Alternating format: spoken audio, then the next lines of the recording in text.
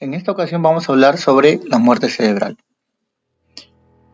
La definición de muerte cerebral es el cese definitivo e irreversible de las funciones encefálicas. Este diagnóstico es principalmente clínico. Clínico significa en base a exploración al examen que va a hacer un médico. El documento en el cual se certifica que el paciente se encuentra en muerte cerebral se denomina acta de muerte cerebral. Es un documento legal y en este documento debe de figurar la firma de 3 profesionales médicos. Uno de ellos es el director del establecimiento o su representante, que puede ser, por ejemplo, el jefe de guardia, el médico tratante, quien está llevando el caso del paciente, y un médico neurólogo o neurocirujano. En el proceso de diagnóstico se tienen algunas etapas. La primera de ellas es la determinación de la causa básica, de lo que está llevando al paciente a la muerte cerebral. Ejemplos típicos: traumas cráneoencefálicos, ejemplos típicos: hemorragias internas producto de lesiones internas o sangrados, para lo cual es necesario a veces realizar exámenes, ¿no? Tomografías, resonancias. En el proceso diagnóstico, como segunda etapa, se verifica un coma reactivo estructural e irreversible, es decir, paciente en Glasgow 3. Paciente en Glasgow 3 es ausencia de respuesta motora, ocular y verbal. El paciente no hace ningún movimiento, no emite ningún sonido y no abre los ojos por más que uno le provoque dolor. Asimismo, el paciente no ventila, necesita una asistencia ventilatoria, un apoyo, un ventilador mecánico.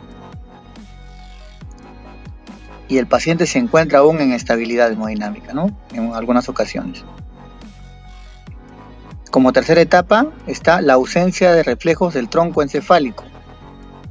Acá se examinan algunos reflejos que evalúan los pares craneales principalmente, como son el reflejo fotomotor, que tiene que ver con la evaluación del segundo y tercer par, es decir, la contracción de la pupila a la presencia de luz, el reflejo óculo-cefálico, que evalúa el movimiento de los ojos asociado al movimiento de la cabeza, que evalúa el tercero, cuarto y sexto pares craneales, el movimiento óculo-vestibular, igualmente, el tercero, cuarto y hasta el séptimo pares craneales, el reflejo nauseoso, que tiene que ver con el estímulo del noveno y décimo pares craneales, el estímulo del paladar, que provoca náuseas, el reflejo tusígeno, que tiene que ver con el estímulo de la tráquea y provoca tos, también noveno y décimo pares craneales, el reflejo corneal, que tiene que ver con el quinto y séptimo par, ¿no?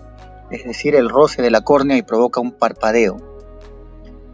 Siguiendo con la evaluación, ausencia de respiración espontánea, el paciente no respira, el paciente, por más que está acumulando CO2, que es un estímulo natural, no llega a respirar y se mantiene acumulando CO2 y puede inmediatamente, si no tiene el apoyo, llevar a un paro cardíaco. También se le hace prueba del apnea, es decir, el acúmulo de CO2, que más o menos es de 2 milímetros de mercurio por minuto, y se le tiene en observación durante unos minutos, ¿no? Generalmente alrededor de 5 a 6 minutos.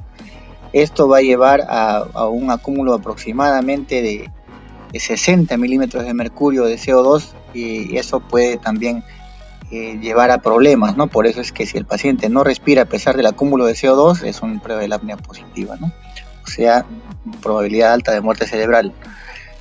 Y finalmente una prueba de la atropina, que es otra prueba que se realiza en el caso en el cual se instila o se aplica atropina, generalmente por una vía central, a una razón de 0.04 miligramos por kilo, y esto se espera como respuesta a una taquicardia 10% mayor a una frecuencia basal del paciente, aumento de frecuencia cardíaca.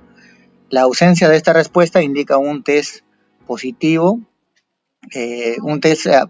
para muerte cerebral, ¿no? Si en caso es difícil hacer evaluaciones, se tienen que hacer más pruebas, o sea, asegurarse que el paciente se encuentra en muerte cerebral. ¿En qué casos se necesitan exploraciones complementarias? Cuando no se puede hacer un examen clínico, cuando la causa del coma o la causa de la lesión es infratentorial, debajo del tentorio, en la fosa posterior, en el mismo tronco cerebral, cuando el coma no tiene una causa estructural, no hay un daño, es decir, es algo difuso, distribuido en todo el cuerpo, como una intoxicación, por ejemplo, o cuando no hay una causa conocida del deterioro del paciente, ¿no? ¿Qué se puede hacer en estos casos? Ecografía Doppler transcraneal, arteriografías cerebrales, camografías cerebrales, electroencefalogramas, potenciales evocados, tratando de asegurarse que el paciente realmente se encuentra en muerte encefálica, ¿no? El fluxograma de procedimientos entonces se inicia con una sospecha que lo hace pues su médico tratante, luego el diagnóstico de muerte cerebral, que es clínico, como les digo. Eso lo va a hacer una evaluación tanto del médico tratante como el médico especialista, el neurólogo o neurocirujano. Seguidamente se realiza el documento, es decir, el acta de muerte cerebral, que va a ser firmado por 3 profesionales, hemos conversado: el médico tratante, el médico neurólogo o neurocirujano y el director del establecimiento de salud o su representante. Finalmente, este diagnóstico de muerte cerebral se va a ser comunicado hacia la familia. El encargado de hacer eso es el médico tratante.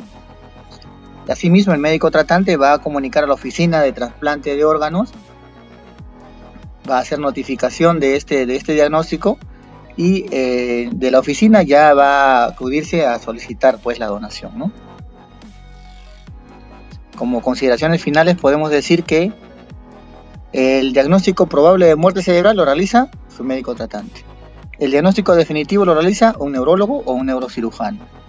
El acta de muerte cerebral tiene que ser firmado por el médico tratante, neurólogo o neurocirujano y el director del establecimiento. El que informa a la familia de muerte cerebral es el médico tratante y no tiene que mencionar nada sobre una posible donación.